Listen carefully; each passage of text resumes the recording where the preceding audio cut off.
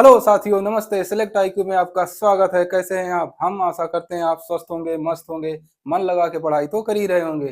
तो जैसा कि हमारा उत्तर प्रदेश की एक श्रृंखला चल रही है जिसमें हम यूपी के बारे में जान रहे हैं। यूपी को जानो एक जो हमने इनिशिएटिव लिया है उस पर चर्चा चल रही है, जिसमें हम हिस्ट्री के पोर्शन को क्लियर कर रहे हैं। तो आज का हमारा टॉपिक जो होने वाला है, कल हमने बौद्ध धर्म के बारे में पढ़ा, आज हम उसी के आगे बढ़ते हुए जैन धर्म के बारे में पढ़ने वाले हैं। इस इतिहास काल में सबसे अच्छा अगर देखा जाए तो जैन धर्म ही माना जाता है, जिसमें से आप ये देखेंगे कि इस धर्म में क्या है कि सबसे पहले तो अहिंसा को बहुत ज्यादा बढ़ा चढ़ा के प्रस्तुत किया गया और बहुत अच्छे से लोग मानते हैं इसको। तो इस जैन धर्म की शुरुआत होती है 6ठी शताब्दी में, जैसा कि हमने आपको पहले ही बताया कि इस धर्म की शुरुआत 6ठी शताब्दी में होती है, जिसमें बौद्ध और जैन धर्म की दोनों की शुरुआत होती है। तो जैन शब्द आया कहाँ से? पहला सवाल यही उठना चाहिए सबके मन में कि जैन शब्द की उत्पत्ति कैसे हुई। तो जैन का अर्थ जो होता है वो निकलता है जिन से। जिन का मतलब सर्वज्ञ या विशेष या सब कुछ जानने वाला, विशेषज्ञता हो, इससे वो निपुणता ऐसे शब्द बने हैं। तो जिन का तात्पर्य ये रहा है कि सर्वज्ञ, अपने आप में सब कुछ संपूर्ण हो जाना ही जिन कहलाता है। तो जैन धर्म वहां से लिया गया है। तो इसकी शुरुआत हमने आपको बताया कि 6ठी शताब्दी के आसपास हुई, जिसमें जैन और बौद्ध दोनों धर्मों की शुरुआत होती है। तो आइए हम लोग अब पढ़ते हैं, अपना स्टार्ट करते हैं। एक छोटा सा इंट्रो रहा हमारा जैन धर्म के लिए।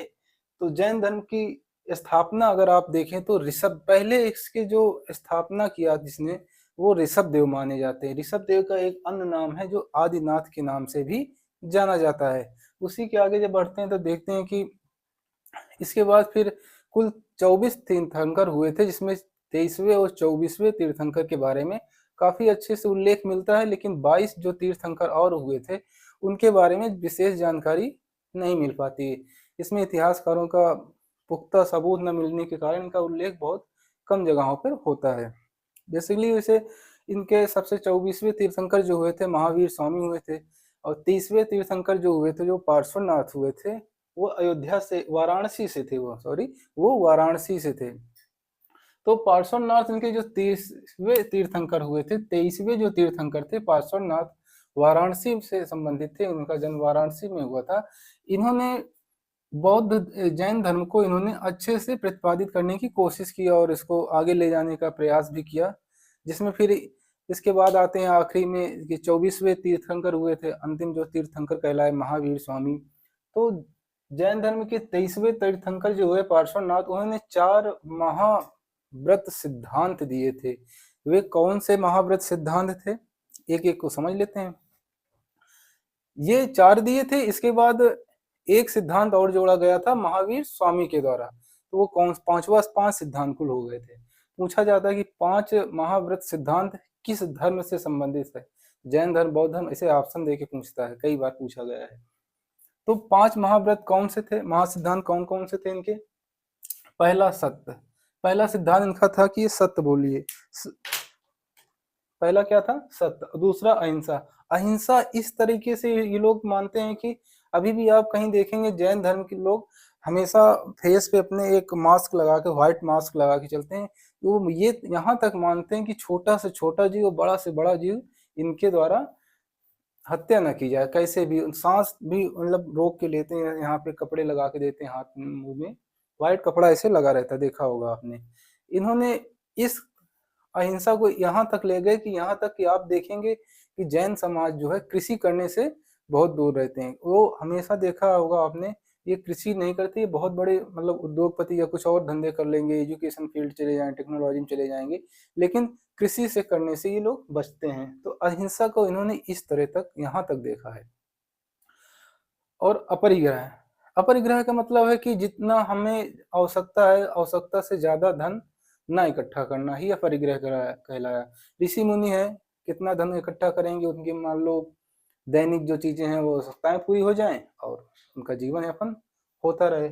फिर उसके बाद आता है आपका अस्तेय। आस्तेय, आस्तेय का मतलब हुआ कि चोरी वगैरह न करना। ये 4 सिद्धांत वहां पे जोड़े गए थे। उसके बाद 5वां सिद्धांत और जोड़ा गया, जो महावीर के द्वारा जोड़ा गया था, उसको हम लोग पढ़ेंगे आगे जब महावीर को पढ़ेंगे। तो इन 4 सिद्धांतों से जैन धर्म का पार्श्वनाथ ने नेतृत्व किया। इनके अनुयायियों को निग्रांत कहा जाता, निग्रांत कहलाया, इनके अनुयायियों को निग्रांत कहलाए थे।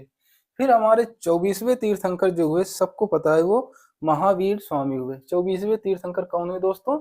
महावीर स्वामी हुए। सब लोगों ने पढ़ रखा होगा कहीं ना कहीं से। तो महावीर स्वामी, इनका एक संक्षिप्त हमने यहाँ पे वर्णन कर दिया है, जिससे कि आपको थोड़ा समझने में आसानी हो जाए। इनका जन्म 599 बीसी में हुआ था, वैशाली में हुआ था, वर्तमान में कुल्डन ग्राम के आसपास पड़ता है। बचपन का नाम इनका वर्धमान था। कई बार ये क्वेश्चन बनता है कि इनके बचपन का क्या नाम था, तो वर्धमान था। पिता का नाम सिद्धार्थ था। क्या नाम था साथियों? सिद्धार्थ था। पिता का नाम पूछे साथियों, क्या था? सिद्धार्थ था। माता जी का क्या नाम था? त्रिशला। माता जी का क्या नाम था साथियों? त्रिशला नाम था। लिच्छवी वंशी गणराज्य की पुत्री थी ये, लिच्छवी वंश से संबंधित थी। इनकी पत्नी यशोदा थी। ठीक साथियों, इनको ज्ञान प्राप्त कहाँ हुआ था? ऋजुपालिका नदी के किनारे। किस नदी के किनारे? ऋजुपालिका नदी के किनारे इन्हें ज्ञान की प्राप्ति हुई थी, जो जाम्भिक गांव के पास पड़ता है। इस समय जो ज्ञान प्राप्ति हो रही थी, जिसको भी हो रही थी, उस समय ये कैवल्य कहलाते थे। क्या कहलाते थे? कैवल्य।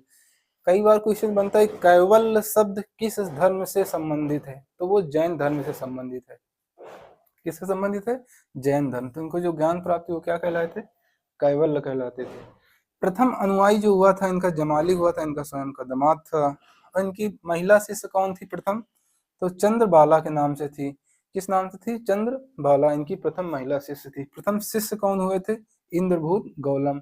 इंद्रभूत गौलम इनके प्रथम शिष्य थे। ऐसा माना जाता है कि इन्होंने सबसे पहले क्या कहते हैं 11 शिष्यों को इन्होंने अनुयायी बनाया था। उसके बाद फिर इन्होंने शरीर त्याग दिया। उसके बाद फिर ये 11 शिष्य पूरे वर्ल्ड में इनके फेमस हुए और अलग अलग जगह जाके अपना उपदेश देते रहे। जैन धर्म फिर इन्होंने एक, हमने आपसे बताया कि महावीर स्वामी ने महाव्रत सिद्धांत में एक और जोड़ा था। वो कौन सा था? ब्रह्मचर्य था। कौन सा था? ब्रह्मचर्य। सत्य, अहिंसा, अपरिग्रह, अस्तेय। तो पार्श्वनाथ से जोड़े जो 23वें तीर्थंकर थे। ब्रह्मचर्य जोड़ा था इन्होंने महावीर स्वामी ने। ब्रह्मचर्य का मतलब होता है कि ब्रह्म अर्थात सत्य का पालन करने वाला, सदैव ब्रह्मचर्य रहना, सत्य का पालन करना। ठीक। अब जैन धर्म से कुछ महत्वपूर्ण बिंदु है, इनको देख लेते हैं हम लोग। उत्तर प्रदेश के लिहाज पे जितना उसमें है आपको उतना कंटेंट दे रहे हैं। अगर आप प्राचीन हिस्ट्री पढ़ेंगे हमसे तो उसमें विस्तृत चर्चा की जा सकती है। कम से कम 3 से 4 दिन लगेंगे इसको कंप्लीट होने में, तब जाके आपका जैन सिद्धांत, जैन धर्म का पूरा चैप्टर क्लियर होगा। तो जैन धर्म में क्या हुआ था? ये पुनर्जन्म को मानते थे, लेकिन कर्म के हिसाब से मानते थे कि भैया जैसा कर्म करोगे वैसे ही आपको जन्म मिलेगा। अच्छा कर्म करोगे तो जन्म नहीं मिलेगा, अगर पूरा कर्म करोगे तो फिर तो जन्म आपका तय है। युद्ध और कृषि, जैसा कि हमने बताया कि अहिंसा के लिए ये लोग, इनका 5 महाव्रत में शामिल था। कृषि, ये जीवों की हत्या न हो इसके लिए ये कृषि तक नहीं किया करते थे। तो कृषि न करने का कारण यही रहा है कि ये यहाँ तक कि अगर हल चलेंगे, बैल चलेंगे तो उसके नीचे कई सारे जीव मरेंगे, जीव हत्या होंगी, लेकिन कृषि नहीं किया करते थे ये लोग। इसको इन्होंने समर्थन किया। प्रारंभ में अगर कहा जाए कि इनके यहाँ मूर्ति पूजा होती थी, तो प्रारंभ में मूर्ति पूजा का चलन बिल्कुल नहीं रहा। महावीर स्वामी के मृत्यु के बाद मूर्ति पूजा का चलन हुआ, क्योंकि इनकी फिर मूर्ति बना के महावीर स्वामी की पूजा लोग करने लगे थे। तो एक ये छोटा सा इंट्रो रहा हमारा जैन धर्म का। तो उम्मीद करते हैं चीजें समझ में आ रही हैं साथियों, और चीजें समझ में आ रही हैं, वीडियो आपको अच्छे लग रहे हैं, लाइक और शेयर और सब्सक्राइब जरूर कर देना साथियों। तो जैसा कि मैं हमेशा कहता हूँ, जीवन का सत्य है मृत्यु, और हमारे आपके जीवन का सत्य है किताबें। तो किताबें उठा लीजिए, पढ़ते रहिए, मस्त रहिए, स्वस्थ रहिए। जय हिंद साथियों।